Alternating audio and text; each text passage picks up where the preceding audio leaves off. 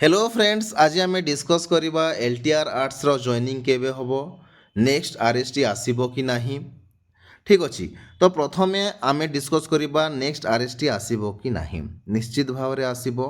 SSB TGT रो परे परे निश्चित भाव रे आरएसटी आसीबो, कारण जो आमर जूनियर एसीएस गुड़ाक अच्छी से माने प्रमोशन होकि सीनियर एसीएस हेबे एवं बहुत सारा टीचर रिटायर मध्य हेबे एवं हेइछंती मध्य वैकेंसी गुड़ाक अच्छी से नेक्स्ट आरएसटी निश्चित भाव रे आसीबो।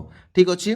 माने रिसेंटली आमर 2 तारिख परे परे है सीनियर एसीएस गुड़ाक माने जूनियर एसीएस गुड़ाक प्रमोशन पाई सीनियर एसीएस हेबे एवं जो जूनियर एसीएस रो वैकेंसी गुड़ाक असिस्टेंट टीचर रो टीजीटी रो वैकेंसी गुड़ाक रही जीवो, सेटा को निश्चित भाव में आग को गवर्नमेंट फिलअप करेंगे। ठीक अच्छे। तेबे निश्चित भाव में एसएसबी टीजीटी रो परे परे आरएसटी निश्चित भाव में आसीबो। ठीक अच्छे। एटा थिला नेक्स्ट आरएसटी आसीबो कि नाही। नेक्स्ट आमे डिस्कस करवा एलटीआर आर्ट्स रो जॉइनिंग टा केबे हबो हैला।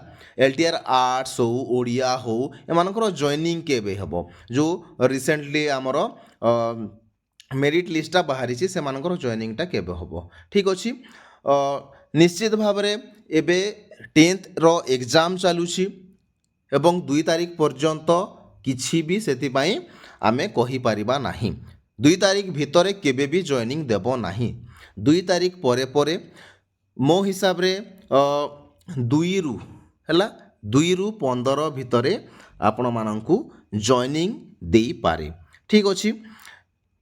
निश्चित भाव में से आपण मानंकु अपेक्षा करने को पड़ो। आउ एसएस आमे ओपीएससी पीजीटी गुड़ाक मेरिट लिस्ट गुड़ाक दे देइछि हैला।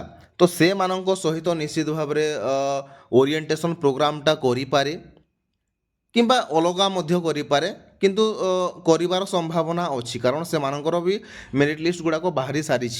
ठीक अच्छे। तेबे दुईटा को मिसेकी भी करि पारे। तो निश्चित भाव में 2 तारिख भितर किछि भी हबो नाही, 2 तारिख परे ही हबो।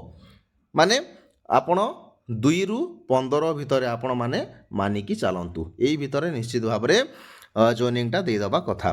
ठीक अच्छे। तेबे आज एतिकी थिला फ्रेंड्स। निश्चित भाव में चैनल को सब्सक्राइब करदेवे, सांग साथी मान सहित वीडियो गुड़ी शेयर करेंगे। आज एतिकी, धन्यवाद।